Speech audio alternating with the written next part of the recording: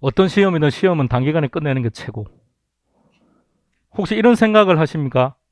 이 강의 시간에 여러분들이 학습하는 모든 내용은 실무에가 다 사용되는 것들이에요.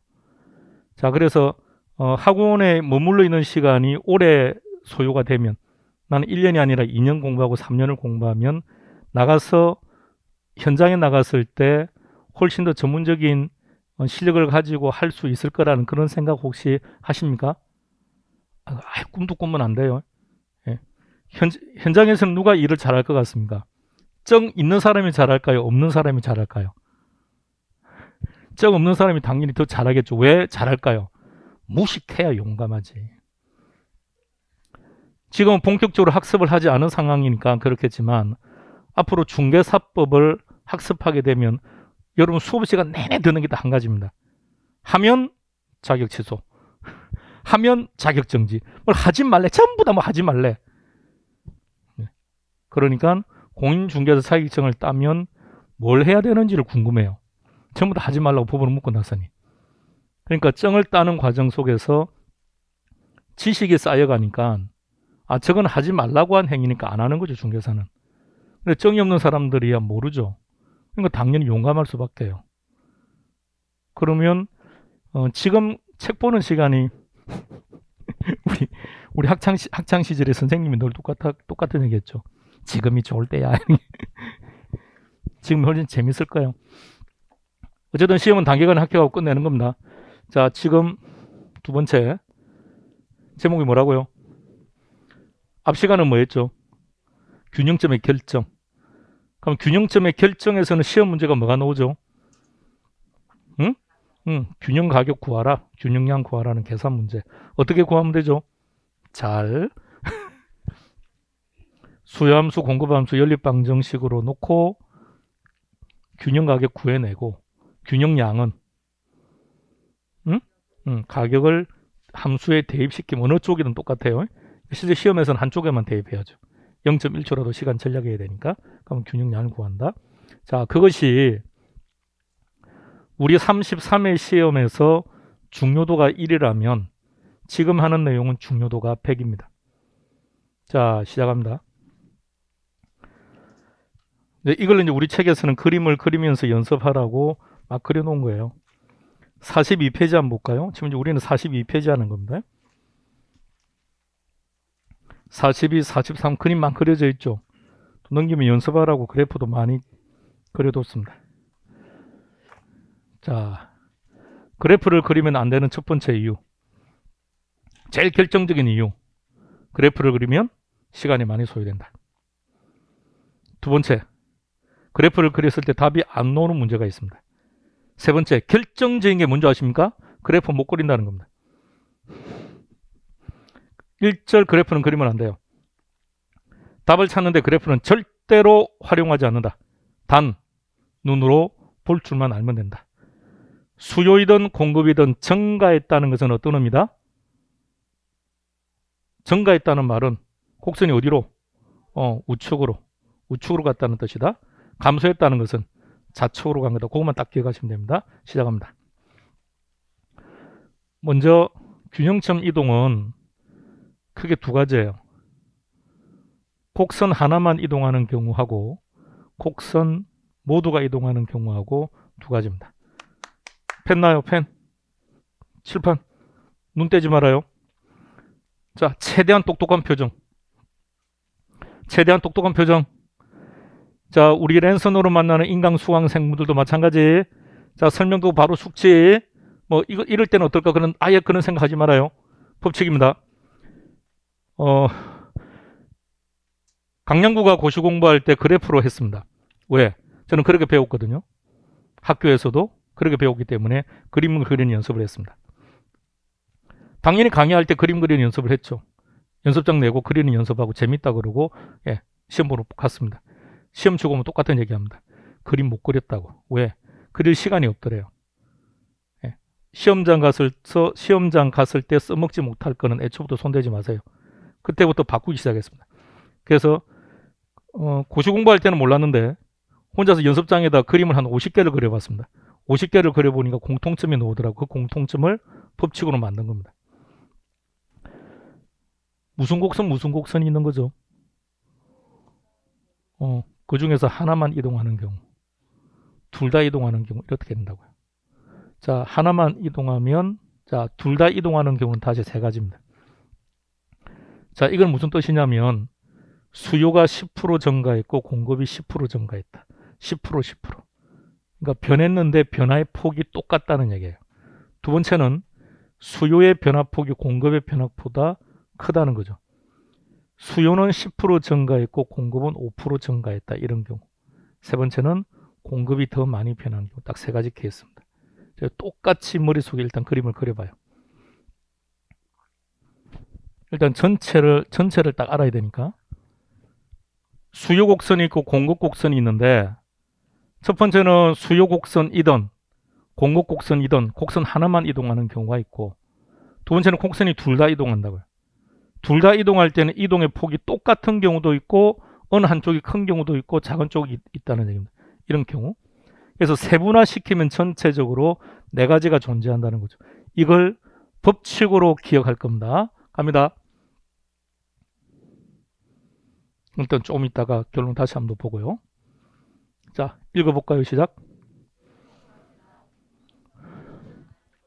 한 개 문제겠죠.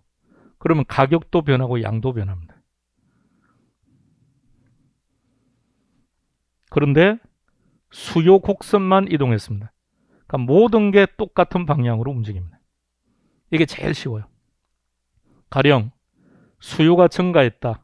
가격은 상승, 양은 증가. 이렇게. 공급 곡선만 이동하면 가격과 양이 반대로 움직여요. 단 양을 먼저 결정합시다. 공급이니까 양을 가령 공급이 증가했다. 그러면 양은 증가, 가격은 하락. 요게 머릿속에 들어가야 돼요. 요게. 자, 그림으로 입증해 드릴게요. 자, 그림을 그리지 말라고 했습니다. 단지 그림은 여러분들이 입증을 해드리기 위해서 지금 한 거예요. 자, 그림 봅니다. 균형 가격이 얼마입니까? P0, 균형 거래량은 Q0. 이런 상태에서 수요가 증가했대요. 자, 눈으로 그릴 겁니다. 눈으로. 수요 곡선 찾으세요. 증가했다는 말은 어디로 간다는 거죠? 우측으로. 그럼 얘가 우측으로 가면 돼요. 이렇게. 새로운 균형점 찾으세요. 맞나요? 가격은 상승했죠. 양은 증가했어요. 그럼 다시 우리는 이걸 기억하면 안 돼요. 이걸 기억하는 게 아니라 앞에 법칙을 기억해야 돼요. 이렇게. 다시 한 번 더. 수요 곡선과 공급 곡선 중에서 곡선 하나만 이동하면 어떻게 된다? 가격도 양도 다 변한다. 그런데 수요 곡선만 이동했다면 물고기 것도 수요 곡선만 이동했다면 결과는 모두 다 같은 방향. 수요 감소, 가격 하락, 양은 감소. 그죠? 그럼 전부 다 감소. 증가면 다 증가. 공급 곡선만 이동하면 가격과 양이 반대로 움직이는데 단 어느 쪽을 먼저 결정하자? 양을 먼저 결정하자.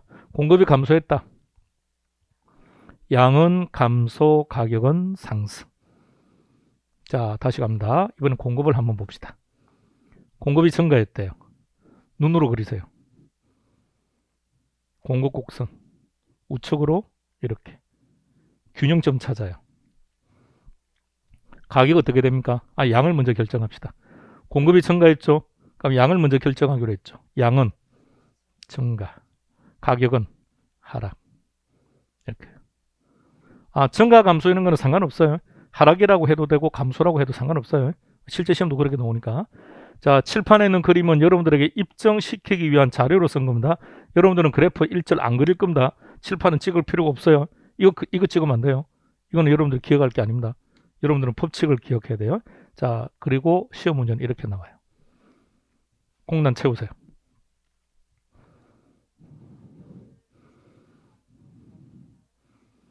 곡선 하나만 이동했죠. 그럼 가격도 양도 다 변해야죠. 근데 어떤 곡선이 변한 겁니까? 그럼 어떻게 된다고요? 모두 같은 방향. 수요 증가입니까? 그럼 다 증가. 자, 두 번째. 수요 감소입니까? 그럼 다 감소. 자, 결정해보세요. 3번.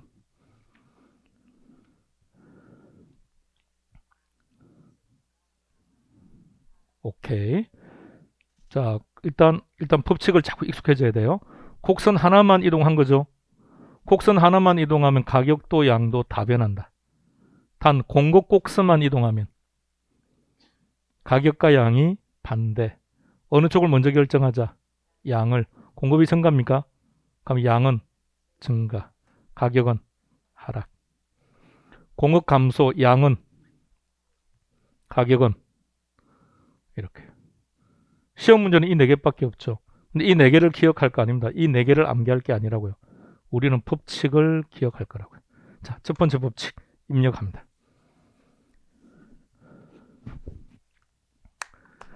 많이 불편하게 생각해요.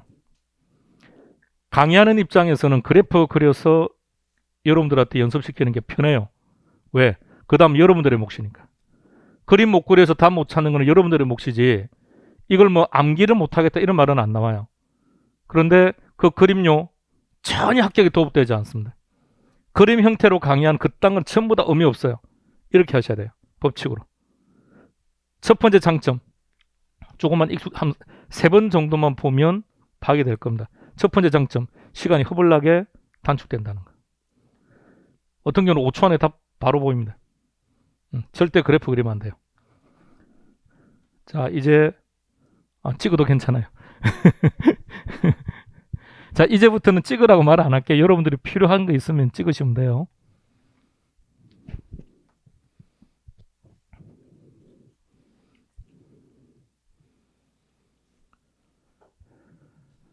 아니면 나중에 인강을 보시다가 거기서 찍어도 되고요. 화면에서.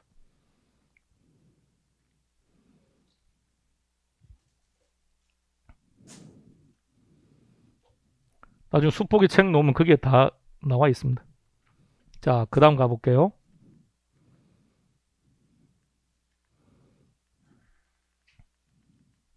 자, 두 번째 법칙입니다. 읽어볼까요?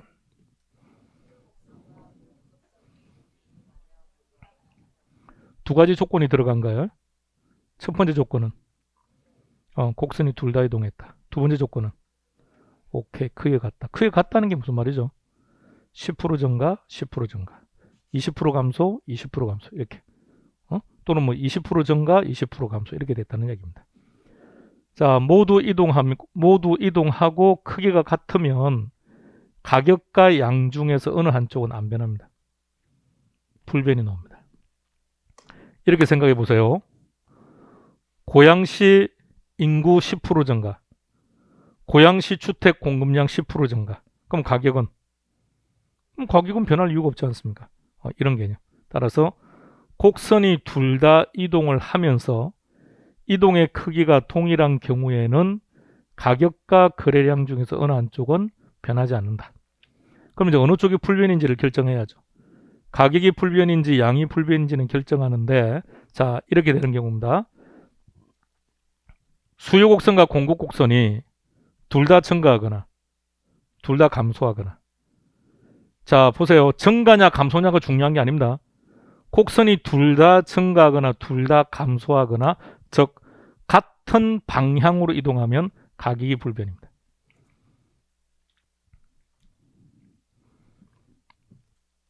이런 거는 안 하고 싶은데, 같은 방향이면 가격이 불변이에요. 뭐 이런 거 안. 자, 이런 거는 그냥 하는 거 아닙니다. 이런 거 아니에요. 이런 거 진짜.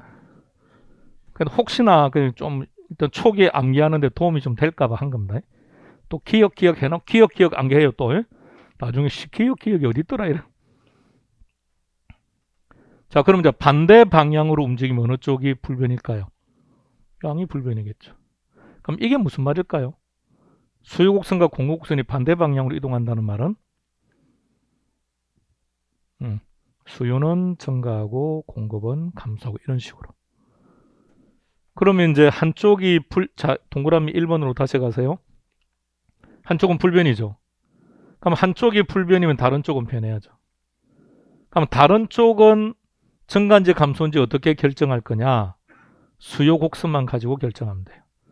수요가 증가면 증가하고 감소면 감소고. 자, 이제 이걸 가지고 먼저 그림으로 입증을 해 드릴게요.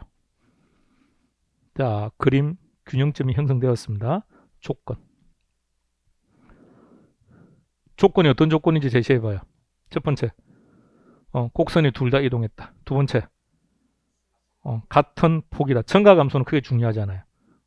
곡선이 둘 다 이동했고 같은 폭으로 이동했다. 그럼 어떻게 된다고요? 가격이든 양이든 어느 한쪽은 불변이다. 가격이 불변인지 양이 불변인지 결정은 뭘로 한다? 방향. 증가 감소가 중요한 게 아니고 둘 다 증가하거나 둘 다 감소하거나. 지금 주어진 조건은 둘 다 증가죠. 어느 쪽이 불변? 가격. 그렇게 나오는지 그림으로 입증합니다. 자, 그럼 위에 그림에서 둘 다 증가시켜 보세요. 그럼 곡선을 둘 다 오른쪽입니까? 눈으로 둘 다 오른쪽으로 이동시켰습니까? 오케이. 이렇게 균형점 찾아요. 가격은 불변이에요. 그럼 양은 변해야죠. 양이 증가지 감소율은 오로지 뭐만 보자고 했습니까? 수요가 증가니까 증가해요.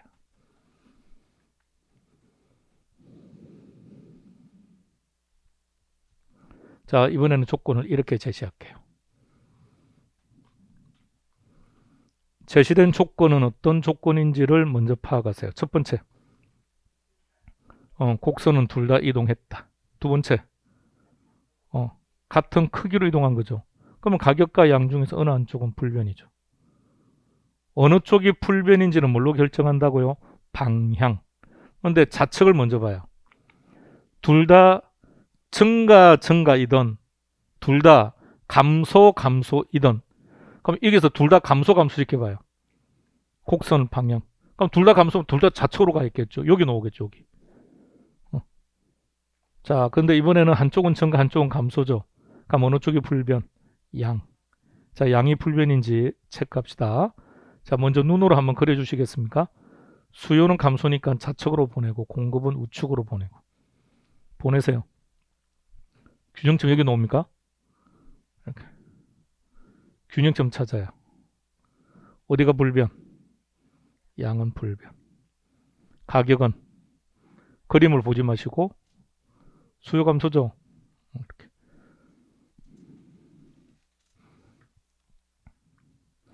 그림 그리는 게 편할 것 같습니까? 이 법칙 기억하는 게 편할 것 같습니까? 모르나 보죠? 그림 한번 그려볼랍니까? 연습 한번 해볼까요? 수험생들 대부분 글 올리는 거 보세요. 그림 때문에 미치겠다고 할걸요? 그래프는 절대 손대는 거 아닙니다. 이게 두 번째 법칙. 자, 두 번째 법칙 다시 머릿속에 그립니다. 자, 두 번째 법칙의 조건은 두 가지입니다. 첫 번째, 곡선이 둘 다 이동한다. 두 번째, 같은 크기로, 같은 폭으로. 같은 크기가 뭐지? 10%, 20%. 이렇게 되면 가격이든 거래량이든 둘 중 하나는 변하지 않는다. 그럼 이런 스타일의 문제를 딱 만나면 불변이 되는 쪽을 빨리 먼저 찾아야죠. 근데 가격이 불변인지 양이 불변인지는 무엇으로 결정한다? 방향. 증가 감소가 아니라 그랬습니다. 둘 다 증가하거나 둘 다 감소하면 어느 쪽이? 가격이. 근데 수요와 공급 중 어느 한쪽은 증가, 어느 한쪽은 감소되면 양이. 그 불변을 먼저 잡아놓고 불변이 결정되면 다른 한쪽은 변한다. 다른 한쪽이 증가인지 감소인지는 무엇으로 결정한다고요? 수요만 보고. 수요가 증가면 증가, 감소면 감소. 자, 세 번째 법칙입니다. 자, 이제 머리 아파지기 시작하니까 5초간 휴식. 머리 맑게 하세요. 우리 지금 뭐 하고 있는 거죠? 제목. 균형점의 이동. 그러니까 균형점이 딱 만들어진 거죠. 균형점 어떻게 결정했죠? 시험용으로. 균형점 어떻게 결정하죠? 수요 함수, 공급 함수, 일꼴로 놓고 연립방정식을 풀었던 거죠. 그래서 균형점을 결정한 거예요. 그런데 어떤 이유 때문에 수요가 변하거나 공급이 변하면 균형점도 움직이겠죠. 그럼 균형점이 움직였으면 가격도 움직일 것이고 양도 움직이겠죠. 그게 시험 문제라고요. 수요가 감소했다. 가격은 어떻게 되겠습니까? 그게 시험 문제라고요. 수요도 증가하고 공급도 증가했습니다. 그럼 가격은 어떻게 되겠습니까? 이렇게 물어봐요. 그게 이번 문제입니다. 자, 세 번째 법칙 시작.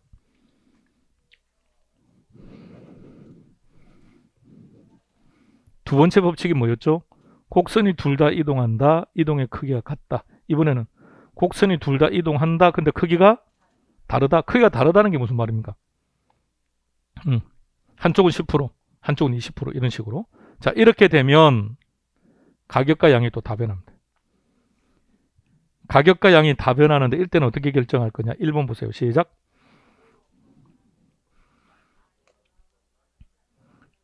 그러면 수요는 10% 변화, 공급은 20% 변했다. 그럼 뭘 선택한다고요? 공급 변화만 선택하는 거예요. 그럼 곡선 하나만 이동한 거와 결론이 똑같아집니다. 첫 번째 법칙으로 되돌아간다고요.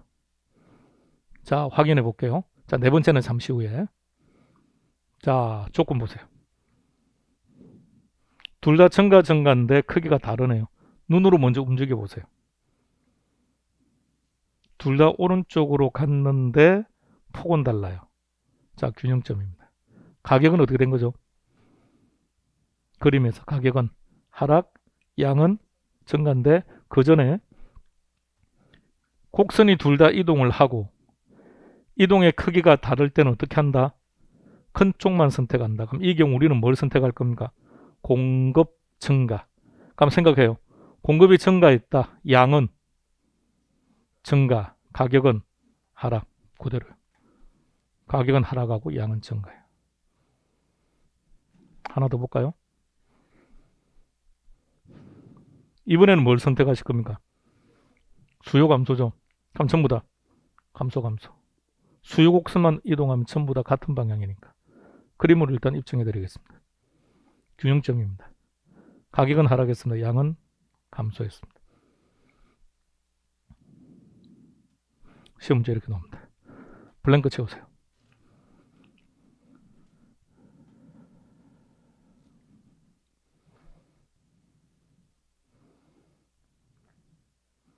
오늘 이거 끝냅시다. 오늘 끝내자고요. 그럼 앞으로 많이 편해져요. 자, 문제가 이렇게 나온다고요.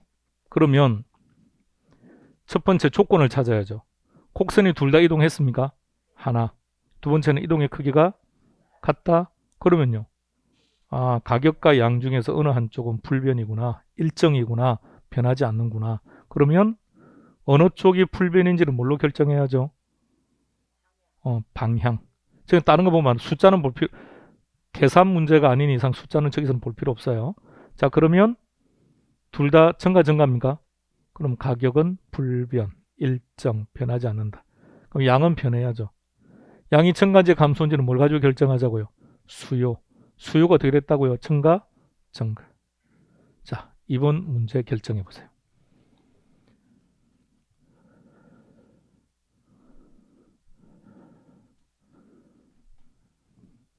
조건은 어떻게 되는 거죠? 곡선은 둘 다 이동했다. 이동의 크기가 다르다. 이럴 때는 큰 쪽만 선택한다. 그럼 어느 쪽을 선택했습니까? 수요 증가. 그럼 곡선 하나만 변한 것처럼 처리하라고요. 수요 곡선만 이동하면 전부 다 같은 방향. 증가. 자, 한 번 더 해보세요. 뭘 선택하시죠? 공급 증가입니까? 공급이 증가하면 양을 먼저 결정하자 그랬죠. 양은 증가, 가격은 하락. 이렇게. 자, 법칙과 연결해서 입력. 네 가지 법칙 중에 세 가지는 끝냈습니다.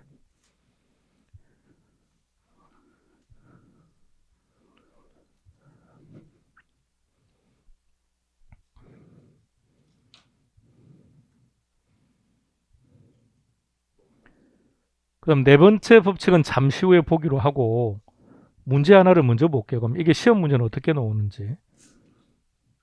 자, 시험 문제를 보여드릴게요. 요거는 잠시 후에. 여기 네 번째 법칙인데 이건 좀 이따가.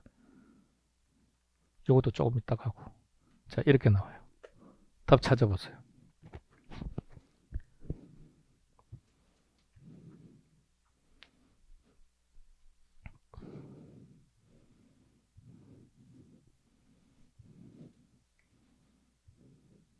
막둥이 답 나왔죠? 몇 번? 1번. 그래요. 5초 끝난 겁니다.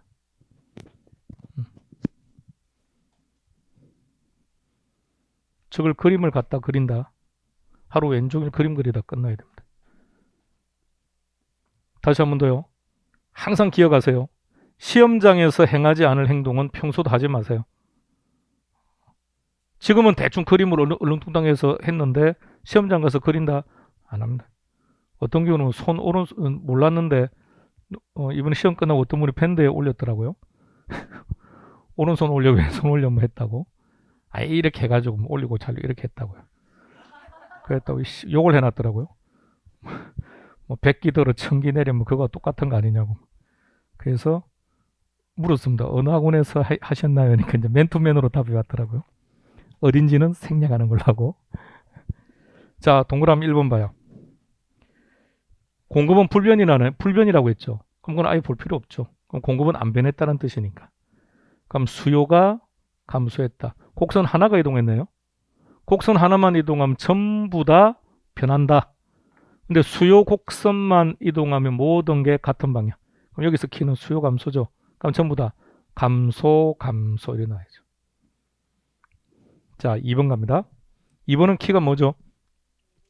공급 증가. 2번은 공급 증가. 공급이 증가했으니까 양은 증가. 가격은 하락. 다시 한 번 더. 2번 다시 갑니다. 곡선 하나만 이동했죠. 근데 그게 공급 곡선이라고요. 공급 곡선만 이동하면 가격과 양은 반대로. 단 양을 먼저 결정하자고요. 자, 3번은 뭘 결정하신 겁니까? 오케이. 일단 3번은 곡선이 둘 다 이동한 거죠. 근데 크기가 다르대요. 10% 20%. 이럴 때는 큰 쪽을 잡아야죠. 어느 쪽을 잡았습니까? 수요 증가. 그죠? 그건 전부 다 증가. 4번은 뭘 선택하신 겁니까? 공급 감소. 그럼 양은 감소, 가격은 상승. 5번 뭘 선택했습니까? 수요 감소. 그럼 전부 다 감소. 자, 그러면 이 문제들 만났을 때 후다닥 처리하려면 자, 32의 올해 문제까지도 풀고 다시 갈게요. 시작해 보세요. 최대한 빠르게 찾아요. 문제 풀 때는 항상.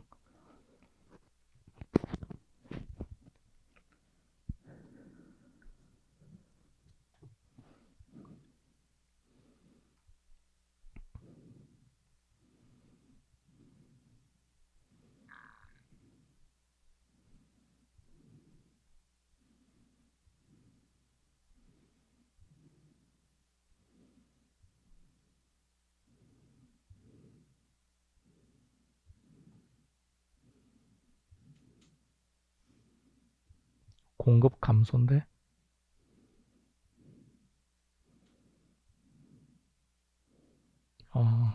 예, 오케이.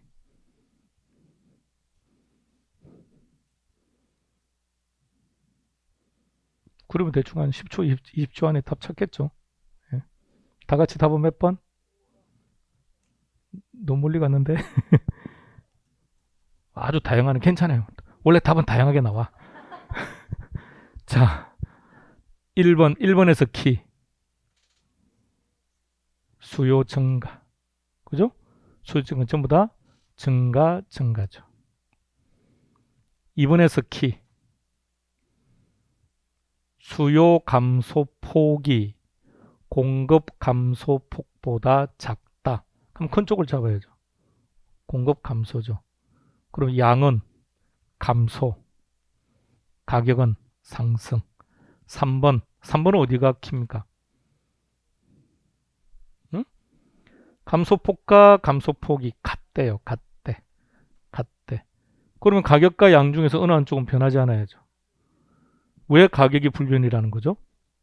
오케이. 같은 방향. 뭐가 같은 방향? 감소. 그럼 가격은 불변. 자, 가격은 불변. 그 다음에 양은 변해야죠. 양을 결정하는 수요니까. 자, 4번은 공급 감소죠. 공급 감소면 양은 감소. 가격은 양은 감소. 가격은 상승. 5번은요. 뭘 키로 선택했습니까? 공급 증가. 그럼 양은 증가, 가격은 하락. 답은 5번.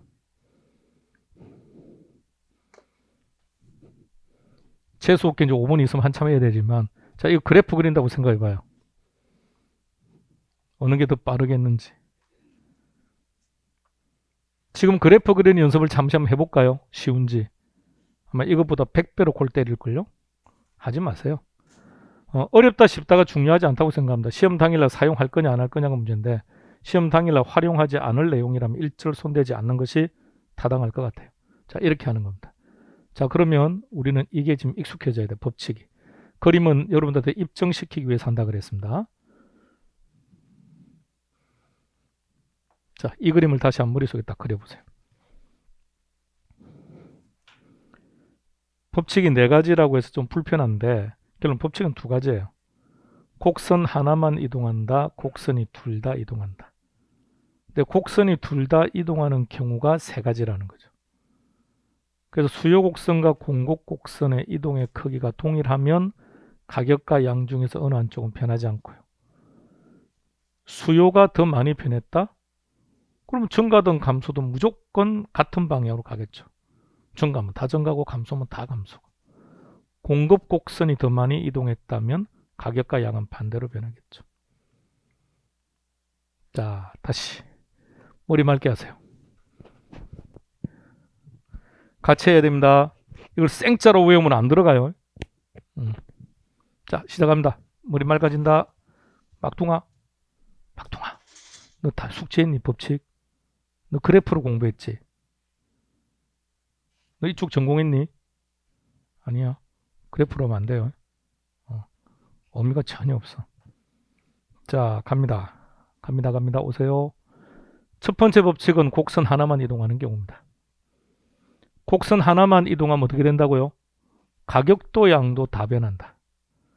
수요 곡선만 이동하면 모두 다 같은 방향. 그죠? 공급 곡선만 이동하면 가격과 양이 반대 방향. 단 어느 쪽을 먼저 결정하자? 양을 먼저 결정하자. 이게 첫 번째 법칙. 여기 해당되어서 우리가 정리했던 게 이런 형태예요. 수요 곡선만 이동했죠. 모두 같은 방향. 수요 곡선만 이동했습니다. 같은 방향. 공급 곡선만 이동하면 가격과 양은 반대인데 단 양을 먼저 결정. 실제 시험 칠 때도 그렇게 하셔야 돼요. 그게 쉬우니까. 공급이 증가야. 그럼 양은 증가. 그럼 가격은 하락. 공급이 감소했다. 양은 감소, 가격은 상승. 자, 두 번째 조건을 잘 봐요. 이럴 때는 어떻게 된다고요?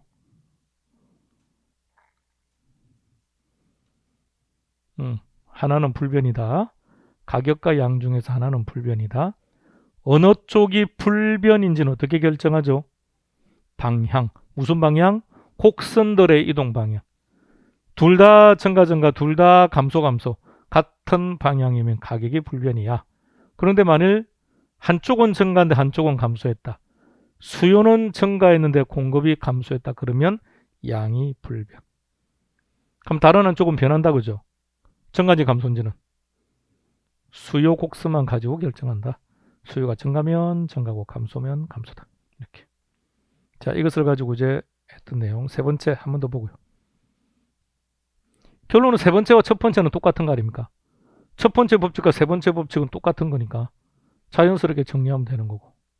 자, 네 번째는 아직 보지 말고요. 자, 조건 다시 갑니다. 답 찾습니다.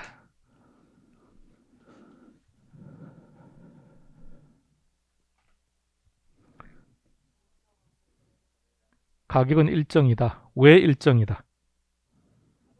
이제 반대로 가보자고요. 왜 일정이다? 곡선이 둘 다 이동했고 이동의 크기가 같으니까. 근데 왜 가격이 불변이다? 곡선들이 같은 방향이니까. 자, 두 번째 양은 왜 증가했다? 수요가 증가니까.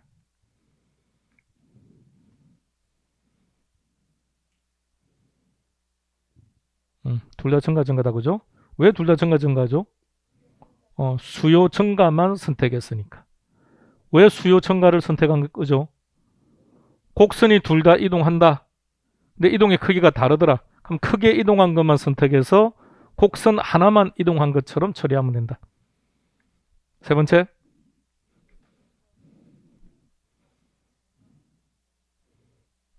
쉬운 거부터.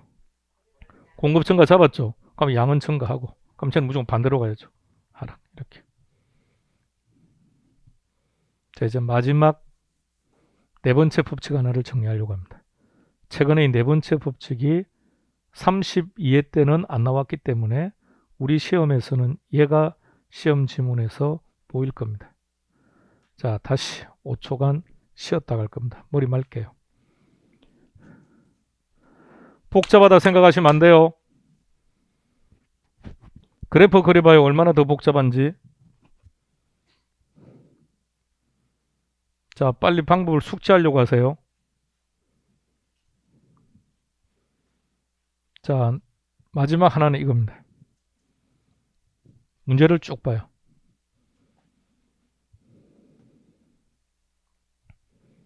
저기서 법칙을 잡아요. 뭐죠? 곡선이 둘 다 이동했습니까? 어디가 많이 이동했습니까? 말이 없어요. 그게 마지막 네 번째 법칙이에요. 자, 네 번째 법칙이 뭐냐면, 자, 제일 밑에 큰 4번을 봐요. 뭐라고 되어 있는지.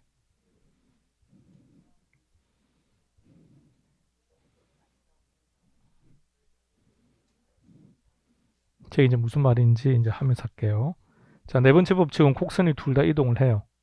근데 지금까지 우리가 풀었던 문제들을 보면 수요 증가가 공급 증가보다 크다, 같다, 이런 식 표현이었는데 이번에는 그런 말이 없어요. 그러니까 문제를 보세요. 수요와 공급이 모두 증가를 했대요. 근데 10% 증가인지 20% 증가인지 아무런 말이 없어요. 일단 원칙적으로 다 볼게요. 갑니다. 모두 증가했대요.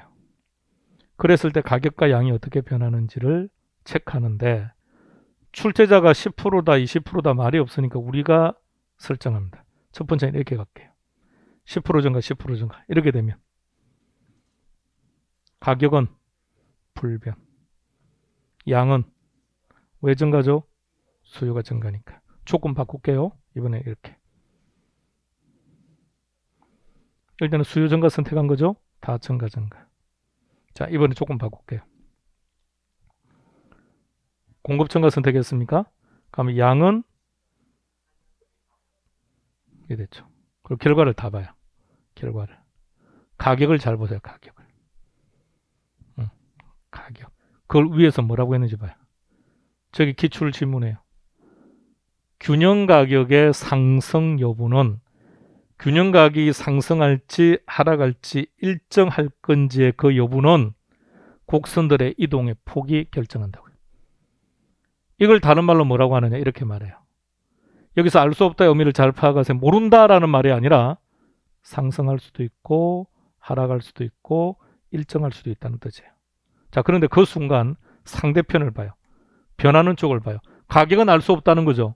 근데 양을 봐요. 뭐라고 되어 있는지. 양은 똑같아요. 그죠? 그래서 이렇게 표현해도 상관없어요. 항상 이렇게. 근데 문제는 이게 한 문제로 나오는 게 아니라는 겁니다. 저 시험 지문이 그냥 지문 하나로 떠요. 지문 하나로 뜨면 저걸 지체 없이 여러분들은 한 5초 안에 결정을 해야 되기 때문에 그러려면 자, 한 문제 푸는 시간은 몇 초?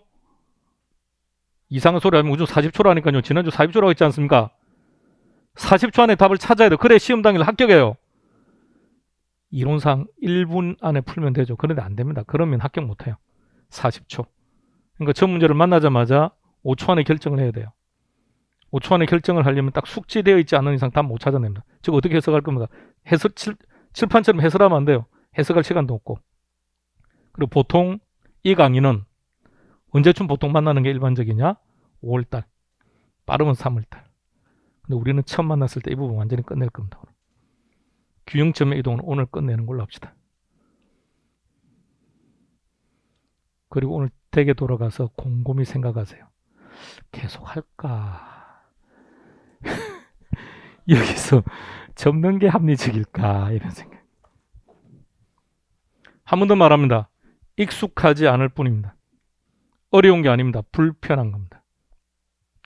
처음 접함에도 불구하고 답을 찾아내고 있지 않습니까? 편합니다. 쉬워요. 어려운 것도 없습니다. 단지 불편할 뿐입니다. 따라서 최소한 이 세상에 와서 처음 접하는 것들은 무조건 3번에서 5번 정도는 하고 난 후에 결정하셔야 돼요. 남편을 처음 만나서 바로 결혼했습니까? 몇 번 만나서 결혼했습니까? 몰라요. 허블나게 많이 만났군요. 그러면 얘도 허블나게 많이 봐요. 최소한 그 정도는 해야 될 거 아닙니까? 예, 그 정도는 하고 결정해야죠. 무엇인가를 우리가 만나서 의사결정을 한다는 것은 좀 더 진지해져야죠. 여러 번 경험을 하고 난 다음에 의사결정을 내려야죠. 그러니까 3회독 내지 5회독 하기 전까지는 쉽다 어렵다 이런 말 자체를 하지 마세요. 그런 말 자체가 웃긴 거니까. 수험생은 어렵다는 말을 하는 게 아닙니다. 수험생은 그냥 한 번 더 볼까 말까. 자, 다시 한 번 더. 딱 이렇게 출제되었어요. 또 한 번은 틀리게 출제되었고요. 다 이게 최근에 나오는 스타일입니다. 예전에 10년 전에는 답이 알 수 없다가 답이었어요. 그래서 그 해 전부 다 절단 났어요. 다 틀려버렸어요. 자, 다시 조건을 잘 봐요. 조건을. 그럼 저 조건 바꿔볼게요. 수요와 공급이 모두 증가하였는데 같은 폭으로 증가하였다. 가격은 불변, 양은 증가. 오케이. 다시 표현 바꿀게요. 수요와 공급이 모두 증가하였는데 수요 증가의 폭이 공급 증가의 폭보다 크다. 모두 다 증가. 이래 놓는 거죠. 그런데 이 문제는요. 그냥 둘 다 증가했다고만 말을 했을 뿐 어디가 얼만큼 변했는지에 대한 말이 일절 없다고요. 그래서 어느 한쪽은 불변이 어느 한쪽은 알 수 없다고 나오는 거예요. 근데 앞서 법칙에 있었던 것처럼 불변이 되는 쪽이 알 수 없다예요. 그러니까 빨리 답을 찾아야 되니까. 자, 그러면 여기서 문제를 잘 봐요. 수요와 공급이 둘 다 증가는 했는데 얼만큼 증가했는지는 아무런 말이 없죠. 그럼 둘 다 같이 증가했다고 전제해요. 10%. 어느 쪽이 불변? 가격이 불변이죠. 그 불변이 되는 가격이 알 수 없다가 나와요. 그래서 앞서 그렇게 기억하라고 한 거예요. 그러면 가격이 불변이면 다른 양은 변해야죠. 양이 증가인지 감소인지는 뭘로 결정하라고요? 수요 증가죠. 양은 증가예요. 네 번째 법칙 다시 한번 보세요. 뭐라고 되어 있는지.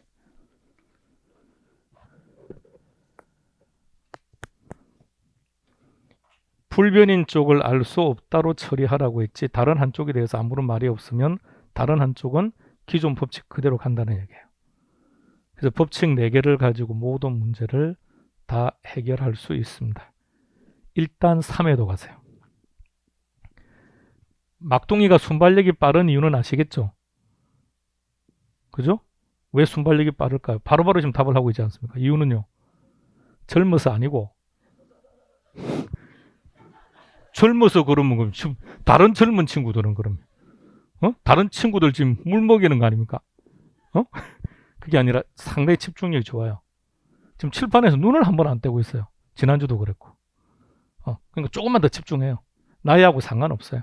나이하고 상관없으니까 조금만 더 집중하면 불편한 거는 맞아요. 뎁다 불편해요. 뎁다로 불편한 거는 맞는데 근데 어떻겠습니까? 우리는 하기로 했는데. 자, 그거 가지고 한 번 더 연습합니다. 자, 출제 유형을 한번 봅시다. 첫 번째 시험 문제가 이거 물어봐요. 계산 문제예요. 어떻게 풀기로 했죠? 균형 가격을 구하라고 하던 균형량을 구하라고 하던 절차는 똑같아. 무조건 수요함수, 공급함수 이끌로 놓고 연립방정식 풀어서 가격 도출하고 그 가격을 각각의 함수 어느 쪽에 대입하면 양이 나오는 그런 스타일. 자, 두 번째는 이거 물어봐요. 수요가 증가했다. 그럼 균형점 이동하는 거죠. 그래서 가격과 거래량은 어떻게 변합니까? 그거는 법칙을 많이 반복하세요. 자, 한 번 더 연습합니다. 5개 다 보세요. 지문 5개.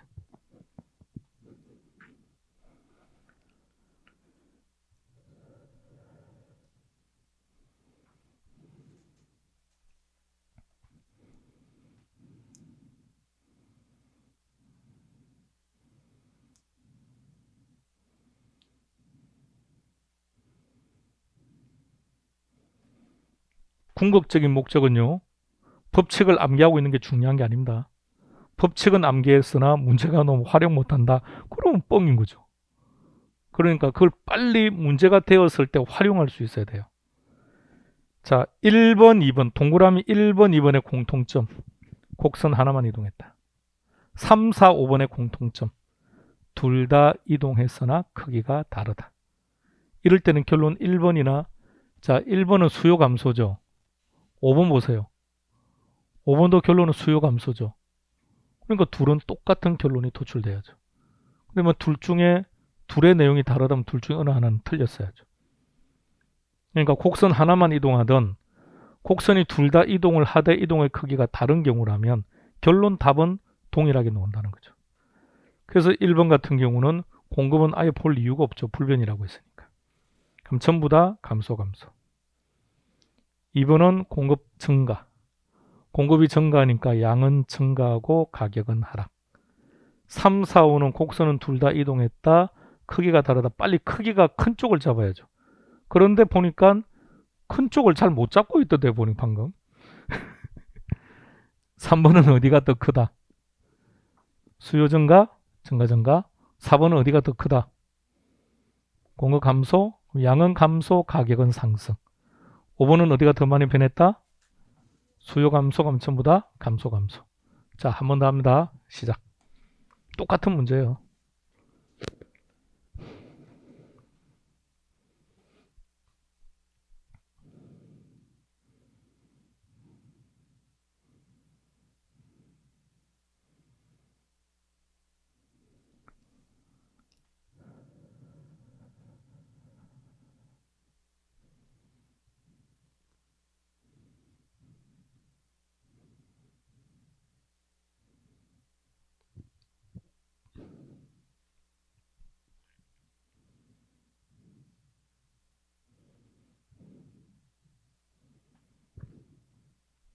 지문 5개 공통점. 곡선이 둘 다 이동했다. 그런데 크기가 다르거나 크기가 같거나까지는 나와 있는데 크기를 모르는 경우는 안 나와 있죠. 1번 수요 증가 폭이 공급 증가 폭보다 크다. 그럼 1번 같은 경우는 수요 증가를 선택을 했어야 되고, 그러니까 모두 다 증가. 2번은 수요 감소 폭이 공급 감소 폭보다 작다. 그럼 공급 감소를 선택을 해야죠. 그럼 양은 감소, 가격은 상승. 3번은 뭘 선택하실 겁니까? 같다. 같으면 어느 한쪽은 불변이 돼야죠. 그죠? 어느 쪽이 불변인지는 이제는 요거 봐야죠. 감소. 증가. 그냥 감소냐 증가냐는 중요한 게 아니라 둘 다 감소하거나 둘 다 증가하면 가격이 불변. 그 다음에 양은 변해야죠. 뭘로 결정한다고요? 수요. 수요가 감소니까 양은 감소. 자, 4번은 어느 쪽을 선택하신 겁니까? 공급 감소. 그럼 양은 감소하고 가격은 상승하고. 5번은 뭘 선택하신 겁니까? 수요 감소 폭이 공급 감소 작다. 그랬으니까 공급 증가. 그럼 양은 증가하고 가격은 하락. 이렇게. 문제가 어떻게 출제되는지를 정확히 기억하고 그 문제의 답을 찾을 수 있는 학습을 하셔야 돼요. 자, 지금 법칙 처음 만났지만 앞으로 우리가 1월 달에도 할 것이고 3월 달에도 할 겁니다. 그런데 지금처럼 이렇게 자세하고 디테일하게 시간 할애하면서 하지는 못해요. 왜? 1월 달에는 진도 나갈 볼륨이 좀 더 많을 것이고 3월 달에는 진도 나갈 볼륨이 좀 더 많을 것이기 때문에 지금보다 자세하게 설명하지는 못할 거예요. 그러니까 지금 가장 자세하게 디테일하게 시간을 많이 할애하고 있습니다. 계속 지금 되돌려가면서 보고 있는 중입니다. 그러니까 오늘 끝내자고요. 끝내세요. 끝내고 댁에 가서 이번 주는 2번만 봐요. 1시간, 2시간이 중요한 게 아니고 오늘이 무슨 요일이죠? 그러면 오늘은 예상 안 보고요. 오늘은 예상 안 보고 목요일 날 한번 보고 주말에 한번 보고 보는데 시간 얼마 안 걸립니다. 지금 이 정도 템포라면 한 번 볼 때 한 10분 정도 보면 될 거예요. 기출문제는 반드시 확인. 그 기출문제는 지금 수업시간에 다루는 문제를 보셔야 돼요. 다루는 문제를.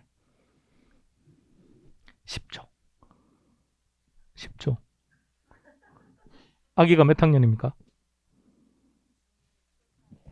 중, 중, 1? 그 중1들도 합니다. 중2 때 합니다. 아, 걔네들 합니다. 중딩들 시험 문제가 이런 식입니다.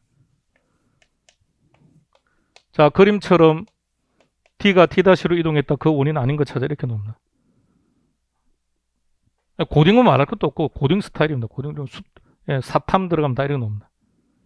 그러니까 중고등학교 자녀분들이 있으면 앉아서 그렇게 대화를 해보세요. 걔네들은 학교에서 어떻게 배우는지 아십니까? 지금도 그림 그리는 연습합니다. 100% 그림 그려서 가르칩니다. 왜? 선생들이 연구를 별로 안 하거든요. 그래서 가르쳐주세요, 애한테. 또 모르면서 또 얼렁뚱땅 가르쳤다가 엉망진창 만들면 큰일 납니다. 정확하게 숙지하고 알려주세요. 예, 이렇게 풀어봐. 요거 암기해봐, 이렇게. 그럼 답이 얼마나 빨리 답이 도출되는지. 중간에 모르면 잠시 화장실 갔다 올게 이라고 딱 가서 다시 확인하고 되돌아오고. 고딩을 졸업한 자녀분들하고는 이 부분 대화할 필요 없습니다. 자, 이렇게 해서 2교시 끝냅시다.